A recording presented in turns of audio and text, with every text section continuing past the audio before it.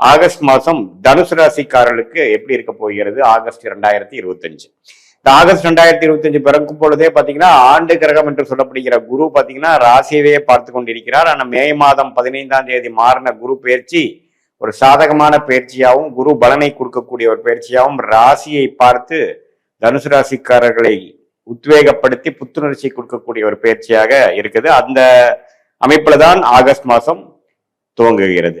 அதே போல 4ஆம் இடத்துல சனி இருந்து சனியும் 10ஆம் பார்வையாக தனுசை பார்க்கும் பொழுது குருவும் பார்க்கிறார் சனியும் பார்க்கிறாருங்கிற மாதிரி ஒரு அமைப்பு. அதுல மிக்சடான விஷயங்கள், வேலை பளு, சங்கடங்கள், அலைச்சல்களும் இருக்கிறது, அதே சமயத்தில் உத்வேகமும் இருக்கிறதுங்கிற மாதிரி ஒரு மிக்சடான ஒரு அமைப்பு வந்து நிறைந்ததான ஒரு அமைப்பாக ஆகஸ்ட் மாசமாக தனுசு ராசிக்கு இருக்கு. அதே சமயத்துல 3ஆம் இடத்துல ராகு, 9ஆம் இடத்துல கேது இருக்கிறது ஓரளவுக்கு நல்ல அமைப்பு. ஏன்னா 4ஆம் இடத்துல ராகு இருந்து நிறைய தாயார் சம்பந்தப்பட்ட விஷயங்கள், இடம் சார்ந்த விஷயங்கள் எல்லாம் நிறைய மாற்றத்தையும் நிறைய ஆக்டிவிட்டி கொடுத்துட்டு இருந்த தனுசு ராசிக்காரர்களுக்கு இப்ப 3ஆம் இடத்துல ராகு வருவது பார்த்தீங்கன்னா ஓரளவுக்கு ஓய்வான விஷயங்கள், நிறைய பேருக்கு ராகு திசை நடக்கிறவங்களுக்குலாம் ஒரு ஓய்வான விஷயமா இருக்கும்.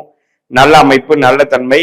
அதே சமயத்தில் கேது 9ஆம் இடத்துல இருக்கிறதும் பார்த்தீங்கன்னா தகப்பனார் விஷயத்துல சில மாற்றங்கள், சில உடல் உபாதைகள், பூர்வீகத்துல சில விஷயங்கள், பூர்வீக ப்ராப்பர்ட்டியில வந்து சில ஆக்டிவிட்டி பண்ணக்கூடிய அமைப்புகள் அதெல்லாம் கொஞ்சம் காமிக்குதுங்க. பொதுவாக ஆண்டு கிரகம் சஞ்சாரம் வந்து ஓரளவுக்கு மிக்சடாகவும் பாசிட்டிவாகவும் இருக்கு. இப்போ மாத கிரகத்தின் சஞ்சாரம் எப்படி இருக்குன்னு பார்க்கும் பொழுது சுக்கிரனும் பார்த்தீங்கன்னா 7ஆம் இடத்துல வந்து மாத ஆரம்பத்திலிருந்து முதல் 3 வாரம் இருக்கிறார். சுக்கிரனும் குருவும் சேர்ந்து 7ஆம் இடத்தை இருந்து ராசியவே பார்க்கறது பார்த்தீங்கன்னா ஓரளவு குதூகலமான விஷயங்கள், ஒரு வீட்டுக்கு ஒரு ஆடம்பரமான சில விஷயங்கள் பண்றது, காதல் விஷயங்கள், பெண்கள் விஷயங்கள், அதே சமயத்துல சில நட்புறவு கொண்டு வருது, கொஞ்சம் டிராவலிங்கு, சில புதிய தொடர்புகள், அது மாதிரி விஷயங்கள்லாம் கொஞ்சம் பாசிட்டிவா இருக்குதுங்க.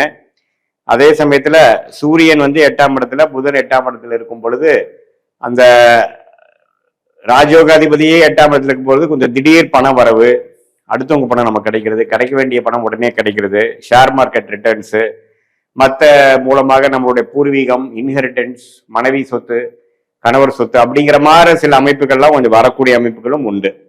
ஸோ பொதுவாகவே ஒரு அருமையான ஒரு மாதமாக இருக்கிறது.